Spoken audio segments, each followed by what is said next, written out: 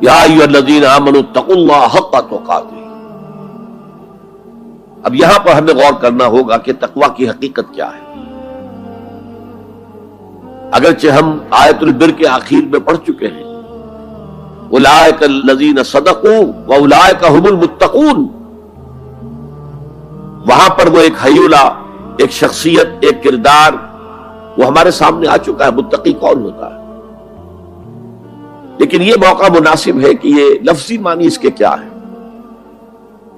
عام طور پر جو ترجمہ کیا جاتا ہے اللہ سے ڈرو، یہ اچھا ترجمہ نہیں ہے،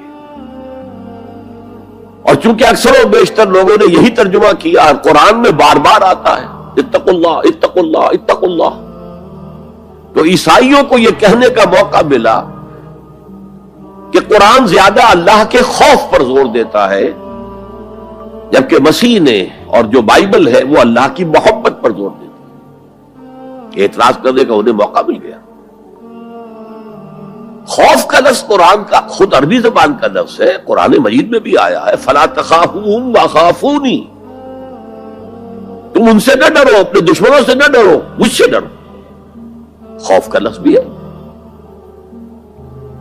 یخافون یوما تتقلب فیہ القلوب والابصار، وہ ڈرتے رہتے ہیں اس دن کے تصور سے جس دن کے نگاہیں اور دل الٹ جائیں گے، قیامت کا دن، حشر کا دن. تو خوف کا لفظ قرآن میں ہے، عربی زبان کا لفظ ہے. تقوی کے معنی خوف نہیں. تقوی کے لفظی معنی بچنا. دیکھیے وقایقی، وقایتن اسے کہتے ہیں ثلاثی مجرد. اس میں معنی ہے وقایقی وقایتن کے کسی کو بچانا. اور آپ بڑی آسانی سے یاد رکھ سکیں گے کہ جو ہماری دعا ہے،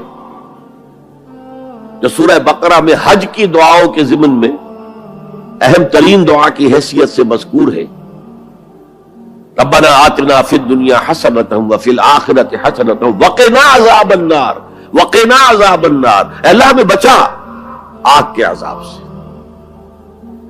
تو وقایقی وقایتن کے معنی ہے کسی کو بچانا. باب افتعال میں یہ بنا ابتقاء، اور واو اور تا یہ جڑ گئے، اتقا اتقا. اتقا معنی خود بچنا.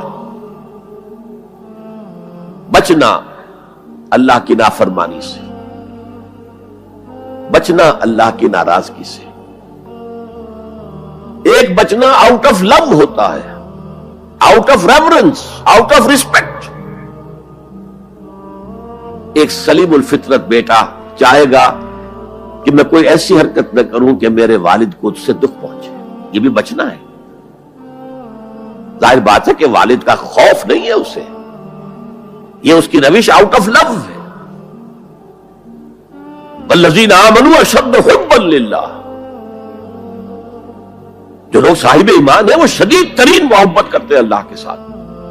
بلکہ ہم نے جو حقیقت جہاد کا مضمون جو ہے اس پر غور کیا، اس کے ضمن میں ایک آیت جو بڑی عظیم آیات میں سے قرآن کے، قُلْ إِنْ كَانَ آبَاؤُكُمْ وَأَبْنَاؤُكُمْ وَإِخْوَانُكُمْ وَأَزْوَاجُكُمْ وَعَشِيرَتُكُمْ وَأَمْوَالٌ اقْتَرَفْتُمُوهَا وَتِجَارَةٌ تَخْشَوْنَ كَسَادَهَا وَمَسَاكِنُ تَرْضَوْنَهَا أَحَبَّ إِلَيْكُم مِّنَ اللَّهِ وَرَسُولِهِ وَجِهَادٍ فِي سَبِيلِهِ فَتَرَبَّصُوا حَتَّىٰ يَأْتِيَ اللَّهُ بِأَمْرِهِ وَاللَّهُ لَا يَهْدِي الْقَوْمَ الْفَاسِقِينَ.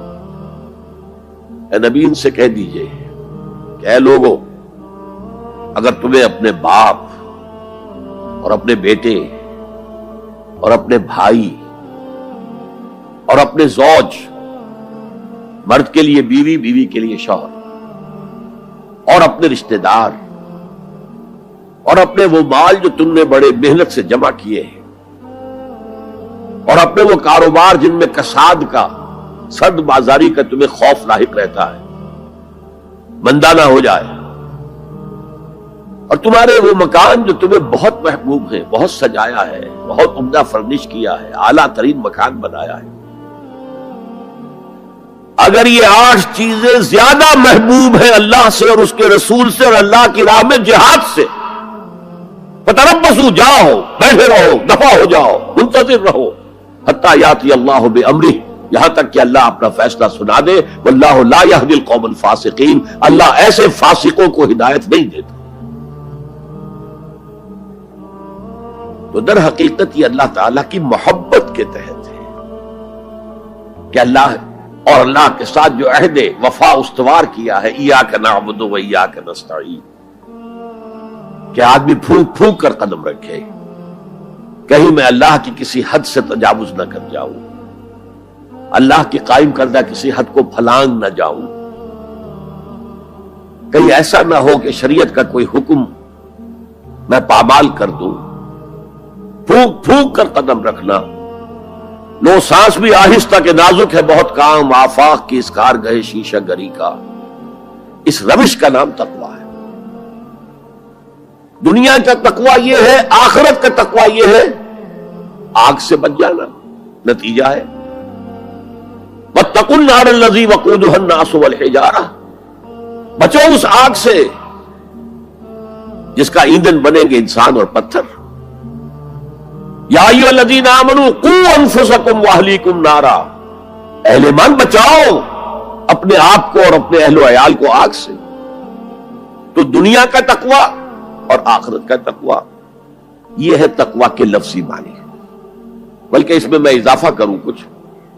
ایک دفعہ حضرت عمر فاروق رضی اللہ تعالی عنہ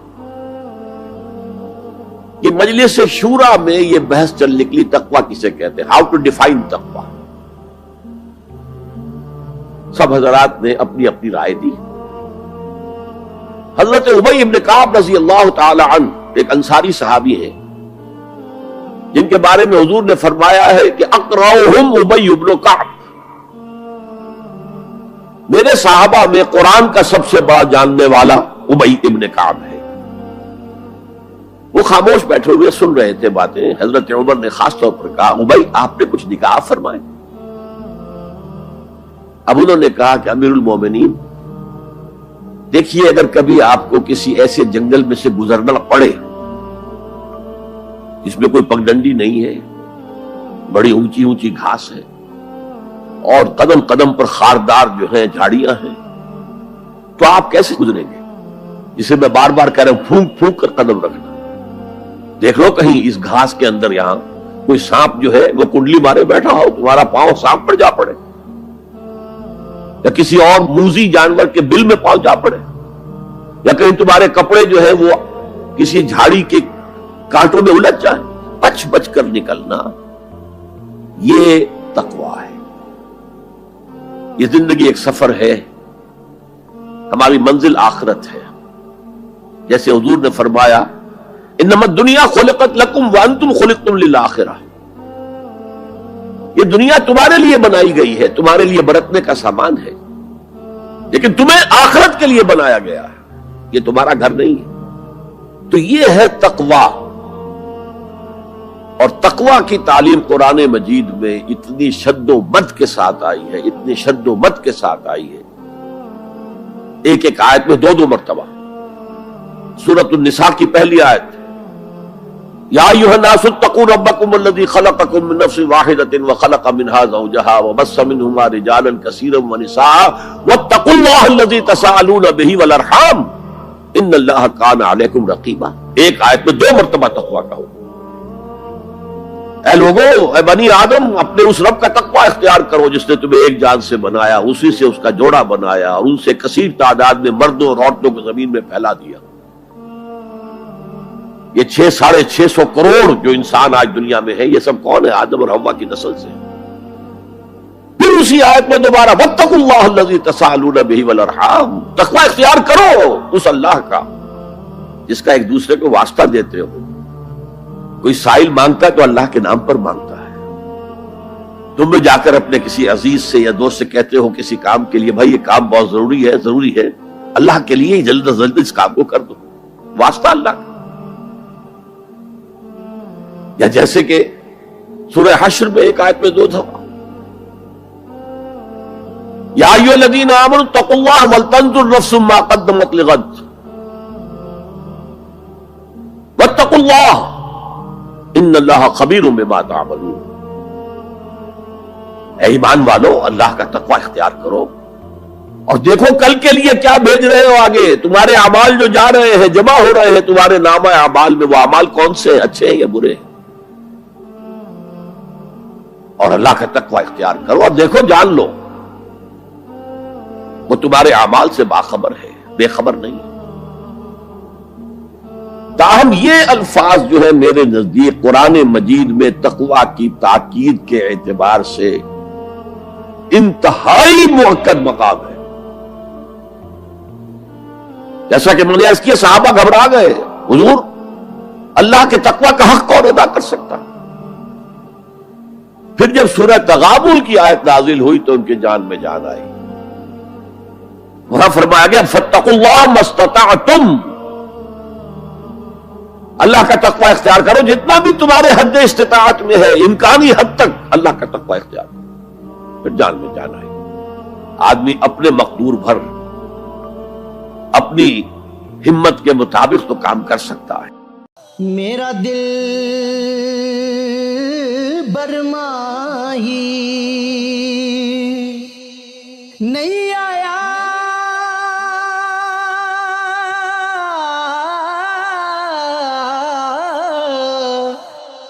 میرا دل برماہی ایویں بولنا جھوٹے آکاں، تو جھوٹا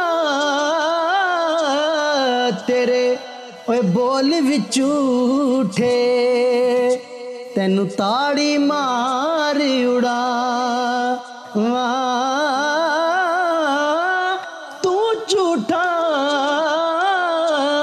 تیرے بول وچ جھوٹے.